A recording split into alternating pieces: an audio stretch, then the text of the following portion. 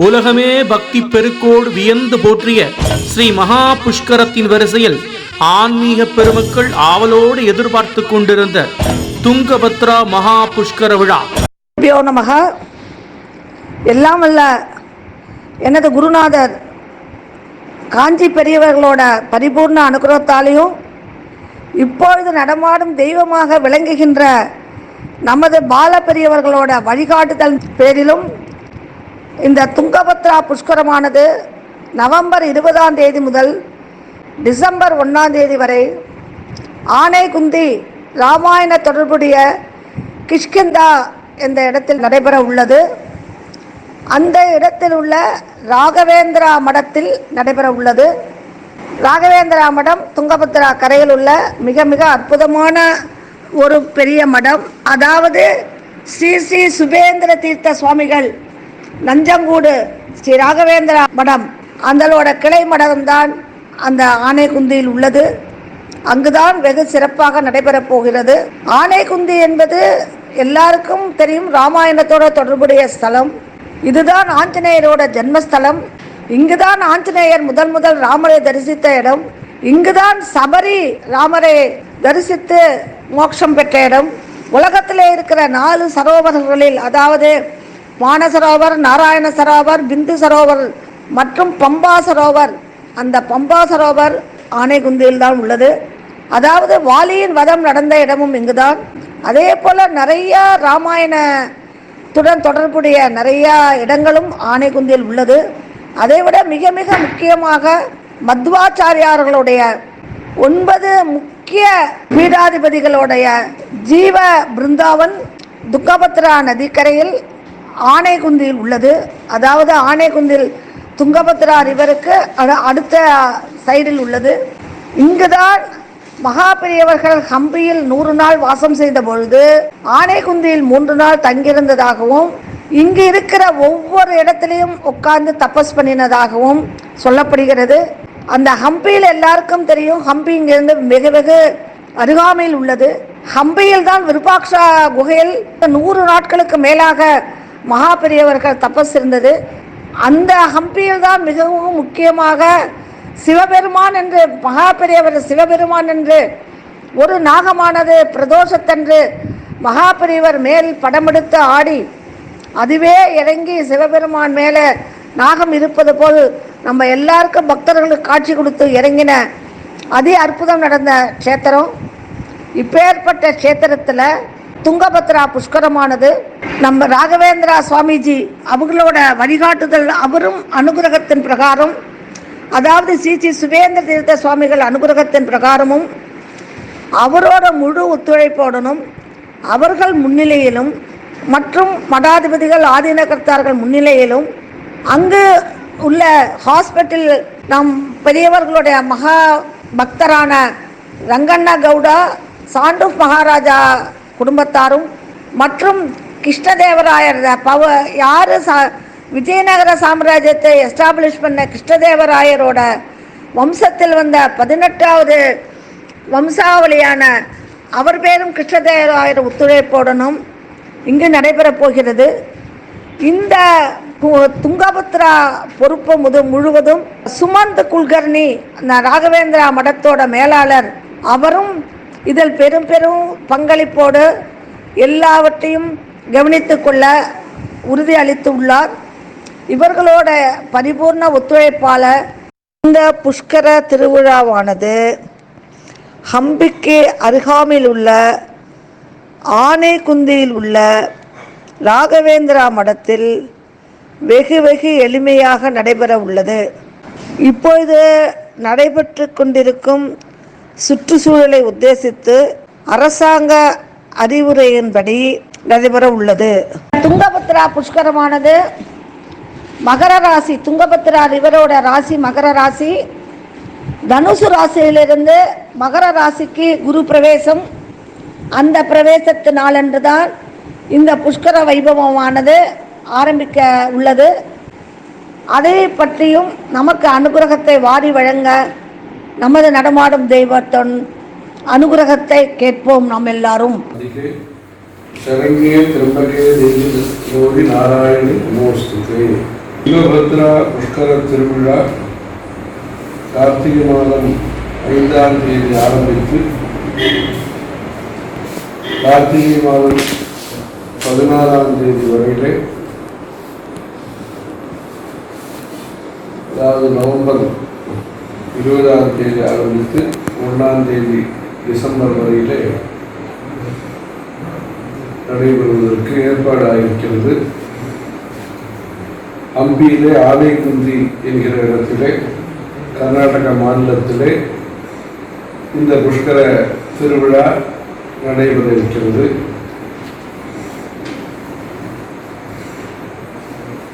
தீர்த்தங்களை தெய்வமாக பாவித்து அந்த தீர்த்தங்களிலே ஸ்நானம் செய்யும் மரபு சம்பிரதாயம் நம்முடைய தேசத்திலே வழி வழியாக இருந்து வருகிறது. அந்த விதத்திலே பிரயாகை க்ஷேத்திரத்திலேயும் ஹரித்வாரத்திலேயும் நாசிக் திரம்பகேஸ்வரத்திலேயும் இந்த கும்பமேளா, உஜ்ஜயினியிலேயும் கும்பமேளாவானது விசேஷமாக நடைபெறுகிறது. இன்னும் பல க்ஷேத்திரங்களிலேயும் இந்த தீர்த்தவாரி பிரம்மோற்சவத்தின் அங்கமாக தீர்த்தவாரி என்பது விசேஷமாக பழம்பெரும் கோவில்களிலே நடைபெற்று வருகிறது. இந்த புஷ்கர விழாவானது குரு பகவான் ஒவ்வொரு ராசியிலேயும் பிரவேசிக்கக்கூடிய அந்தந்த வருஷத்திலே முதல் 12 நாட்களும், வருஷ முடிவிலே 12 நாட்களும், வருஷம் முழுவதும் மத்தியான நேரத்திலே 2 நாழிகைகளும் என்பதாக இந்த புஷ்கர உற்சவம் 12 நதிகளிலேயும் நடைபெற்று வருகிறது. கோதாவரியிலேயும் கிருஷ்ணாவிலேயும், அதைத் தொடர்ந்து தாமிரபரணி நதியிலேயும், பிரம்மபுத்திரா அண்ட் சிந்து அந்த நதியிலேயும் இந்த புஷ்கர விழா உடைய அந்த சிறப்பு தொடரக்கூடிய நிலையிலே இந்த வருஷம் பிரம்மபுத்திரா அந்த சிந்து புஷ்கரத்தை தொடர்ந்தாற்போல் இந்த குரு பயிற்சியை ஒட்டி துங்கா ஸ்நானம் கங்கா பானம் என்று சொல்வார்கள். மிக அதாவது பல விதத்திலேயும் உயர்ந்த தீர்த்தம் என்று கருதப்படுகிற, பரியினால் பல புண்ணியம் என்கிற இந்த துங்கபத்ரா நதிக்கரையிலே அமைந்திருக்கக்கூடிய புராண பிரசித்தி பெற்ற, நம்முடைய நாட்டிலேயும் சரி வெளிநாட்டிலேயும் சரி நம்முடைய பக்தர்களை வழிநடத்தக்கூடியது ராமாயணம். அந்த ராமாயண இதிகாசத்துடன் தொடர்புடைய க்ஷேத்திரமாக விளங்குவது, கிஷ்கிந்தா க்ஷேத்திரமாக விளங்குவது இந்த சபரீதத்த பலாசனராம் என்பதாக, சபரீம் தர்ம நிபுணாம் என்பதாக அந்த சபரியினுடைய ஆசிரமத்திற்கு பக்கத்திலே இருக்கக்கூடிய ஆஞ்சநேயர் ராமபிரானை சந்தித்த இடம் அந்த கிஷ்கிந்தா ரிஷ்யமூக பர்வதம்.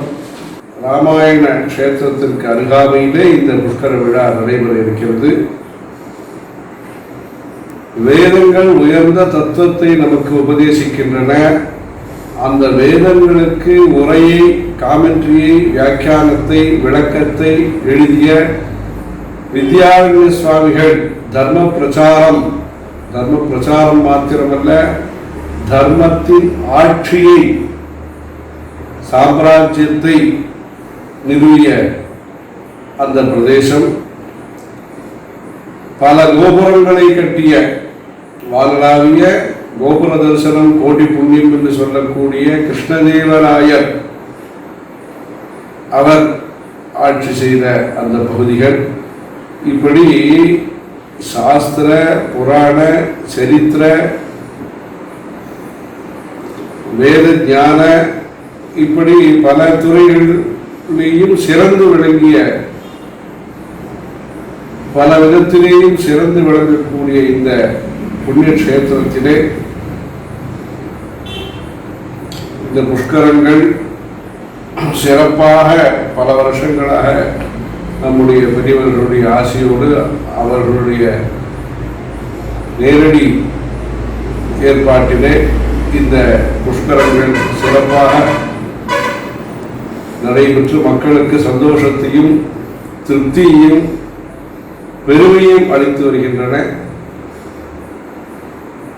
அதாவது சாஸ்திரத்திலே சொல்லப்பட்ட கருத்தாக இருந்தாலும் வடநாட்டிலே இருக்கக்கூடிய அளவுக்கு பிராபல்யப்படுத்தாமல் இருந்த நிலையிலே தற்பொழுதைய முயற்சியின் மூலமாக மக்களிடத்திலே இந்த நல்ல இந்த புஷ்கர விழாவினுடைய மகிமைகள் தெரிவிக்கப்பட்டு லட்சக்கணக்கான ஜனங்கள் ஸ்நானம் செய்து அவர்களுக்கு இருக்கக்கூடிய சனாதன தர்மத்தின் மீது இருக்கக்கூடிய ஸ்ரத்தையை, விசுவாசத்தை, அந்த பற்றை மக்கள் எல்லாம் கலந்து கொண்டது மூலமாக உணர முடிகிறது.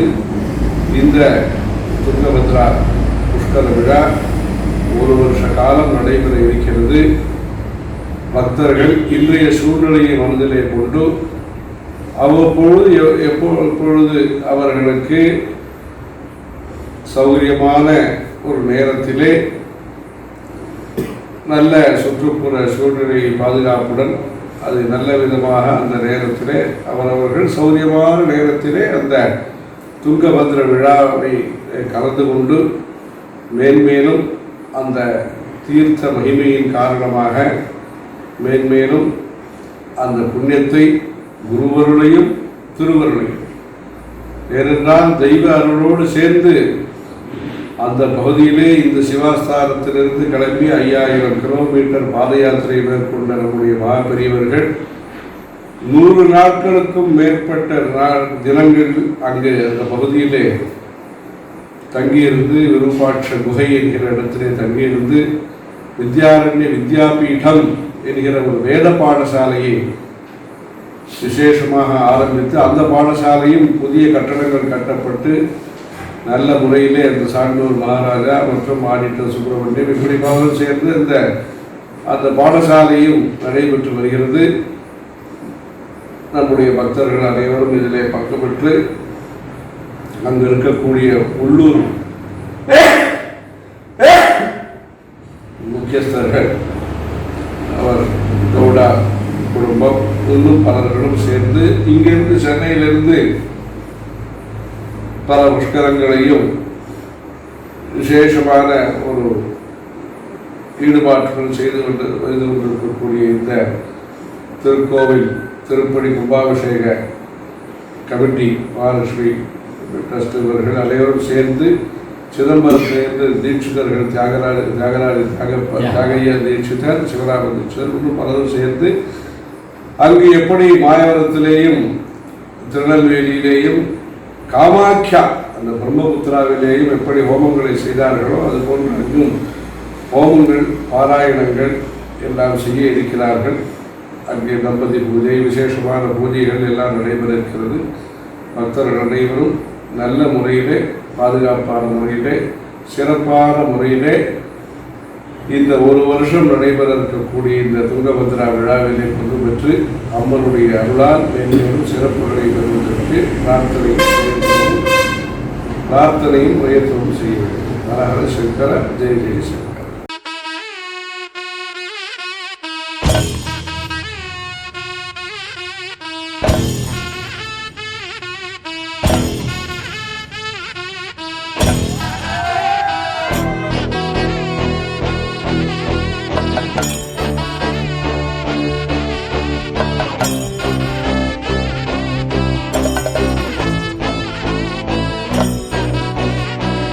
உலகமே பக்தி பெருக்கோடு வியந்து போற்றிய ஸ்ரீ மகா புஷ்கரத்தின் வரிசையில் ஆன்மீக பெருமக்கள் ஆவலோடு எதிர்பார்த்து கொண்டிருந்த துங்கபத்ரா மகா புஷ்கர விழா.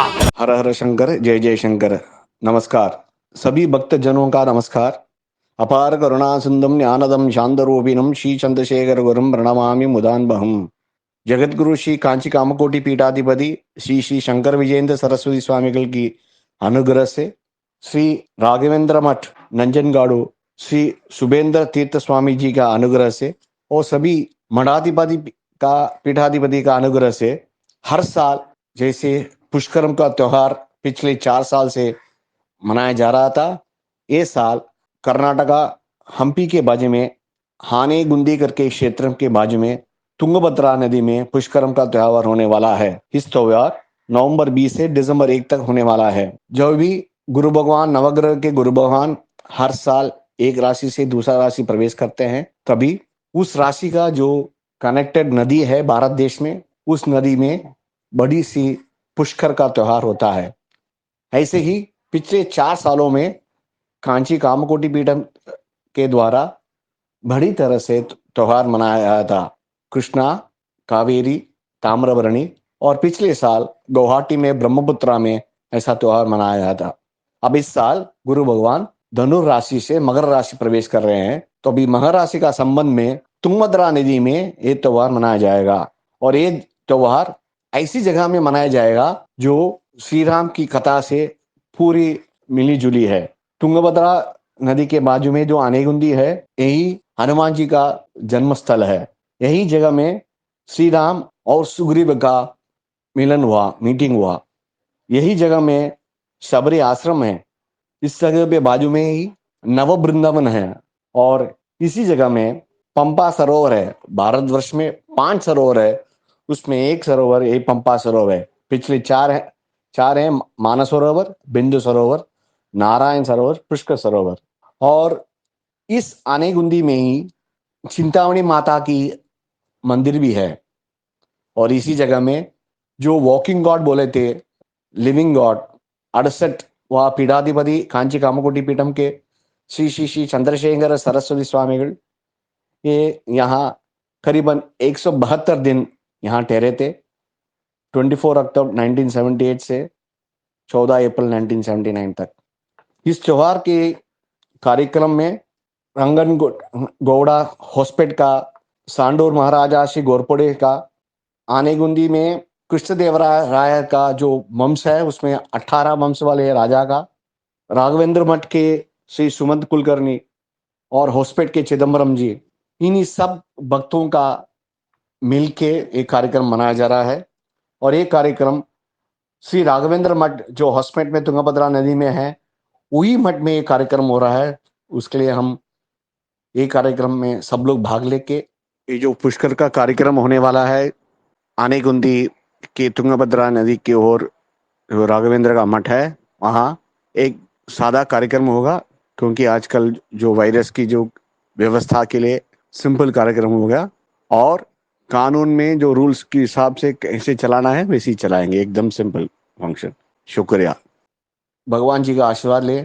और इस बारे में कांची कामकोटि पीठाधिपति श्री श्री श्री शंकर विजयेंद्र सरस्वती स्वामी का अनुग्रह भाषण सुनिए। आलयम करुणालयम नमामि भगवत्पाद शंकरम लोक शंकरम। इस भारत देश पवित्र प्रदेश के एक तीर्थ स्थान है। भारत देश ही एक तीर्थ स्थान है। इधर जो तीर्थ है वहाँ देवता बुद्धि के साथ, देवता विश्वास के साथ उस तीर्थों को पूजन करके, वहाँ स्नान करके देवी का प्रसाद कृपा लेने का आदत परंपरा से आ रहा है। वैसे ही हरिद्वार में, प्रयागराज में, उज्जैनी में और त्र्यंबकेश्वर में कुंभ मेला का उत्सव करते हैं। उस प्रकार का जो 12 साल का एक बार कुंभ मेला का आयोजन होता है, वैसे ही दक्षिण भारत में मंदिरों में कुंभाभिषेकम करके 12 साल का एक बार अभिषेक, भगवान का विशेष रूप से अभिषेक भी होता है।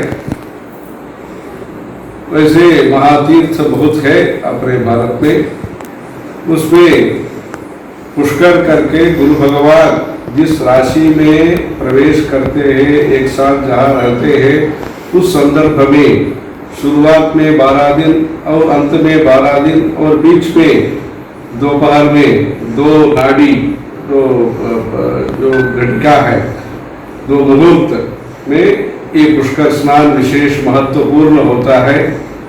साल भर ये उत्सव होता है। पहला शुरुआत में 12 दिन रात होता है, मतलब पूरा दिन पर्वकाल माना जाता है।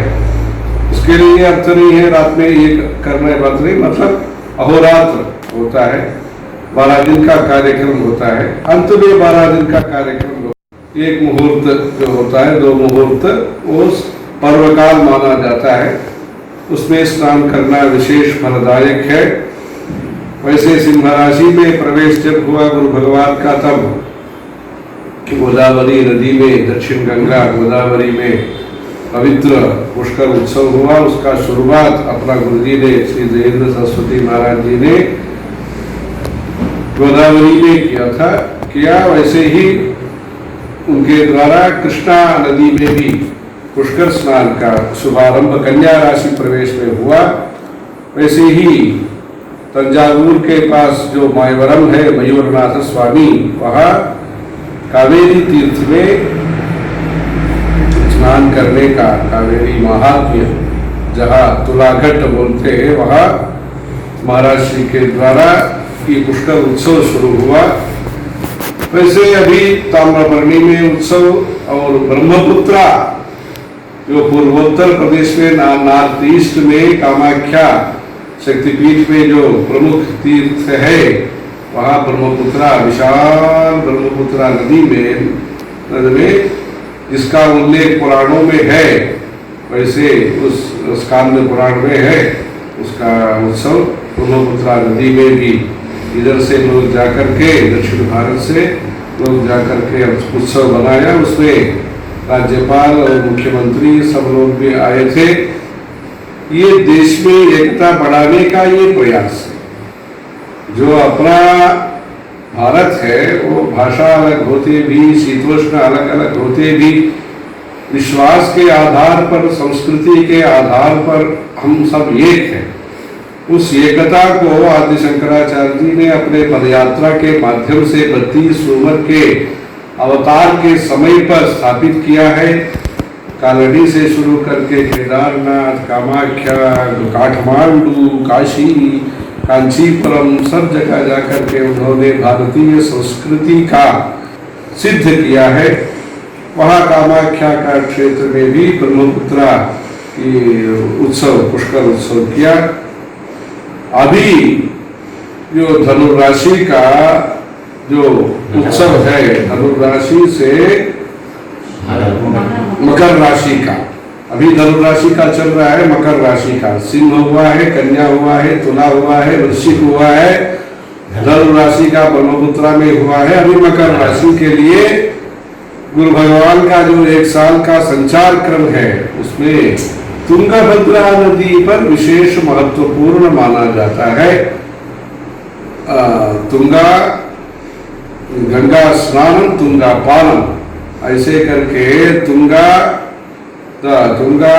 पानम, तुंगा नदी में तो स्नान, गंगा पान जो भी है, मतलब क्या है, तुंगा नदी में वो स्नान करना और तीर्थ चरणामृत पीना, ये तो है बहुत भव्य कहा है, महत्वपूर्ण कहा है।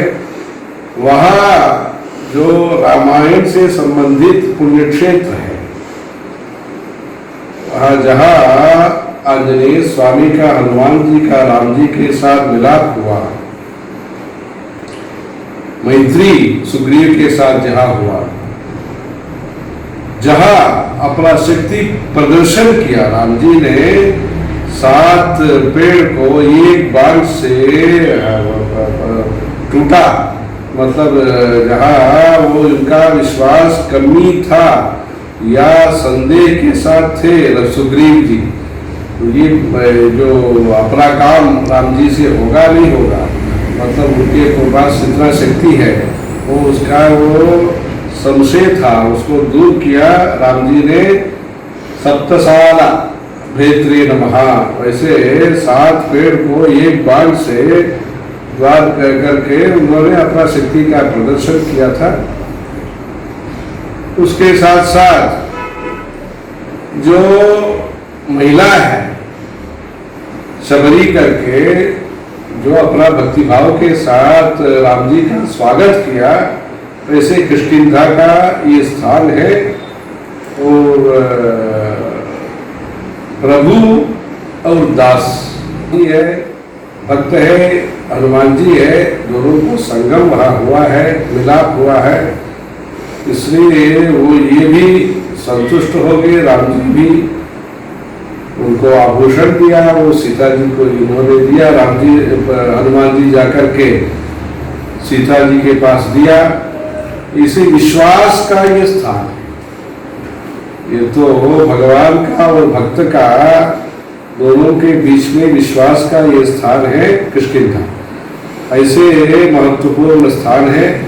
वैसे वेदों को जो व्याख्यान एक संत ने किया है, विद्यारण्य स्वामी जिसको बोलते हैं, इतना ही नहीं, उन्होंने 2 भक्त थे, उनको राजा बनाया, राजा बना के हिंदू राज्य को स्थापित किया, धर्म राज्य को स्थापित किया विद्यारण्य स्वामी ने। वैसे महत्वपूर्ण स्थान है, मतलब विश्वास के आधार पर भी, अपने शासन सुशासन के आधार पर भी ये मुख्य स्थान है। अब वहाँ अपने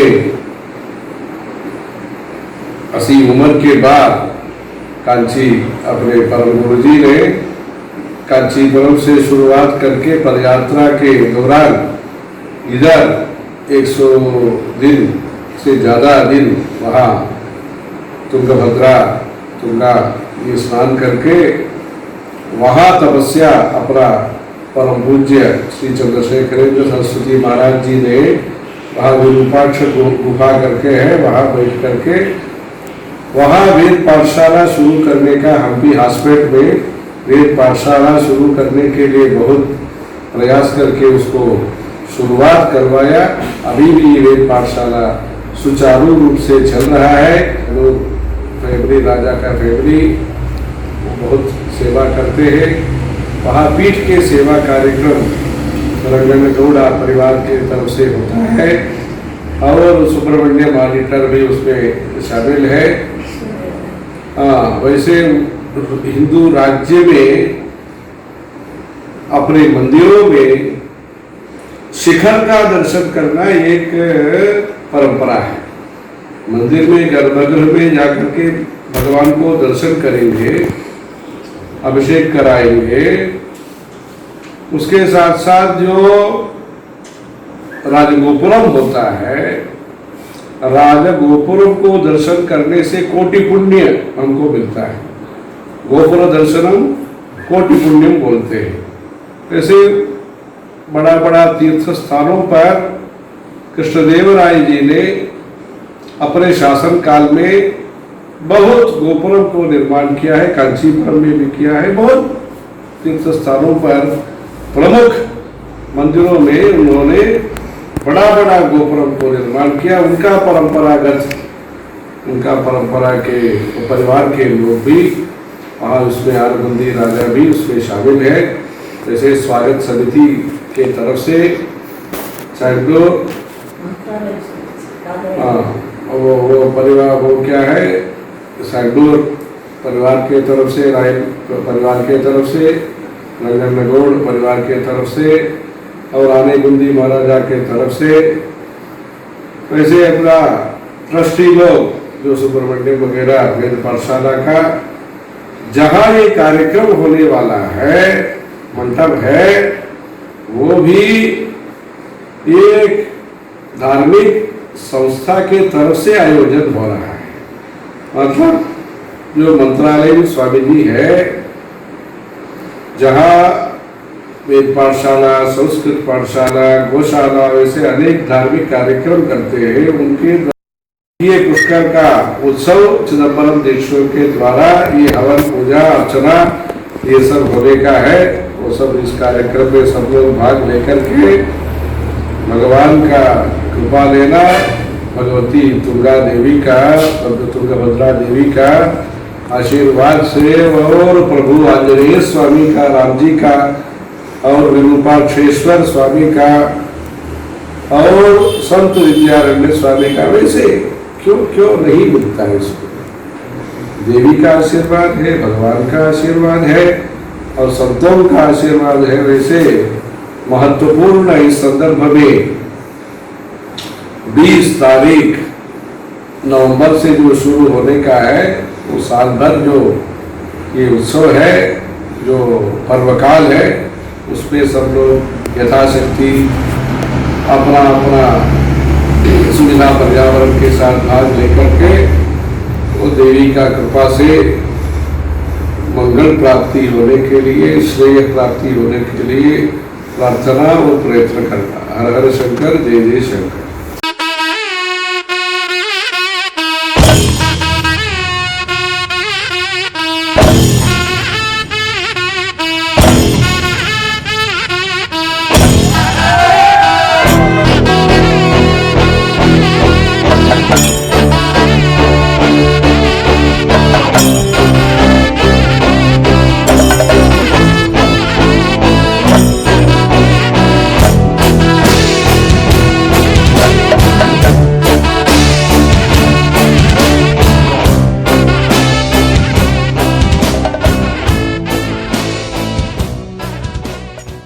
உங்கள் இதயங்களின் எண்ணமாய், உங்கள் பதிவுகளின் வண்ணமாய் தாமிரா வெப் டிவி. உங்கள் பதிவு நிரந்தர பதிவு.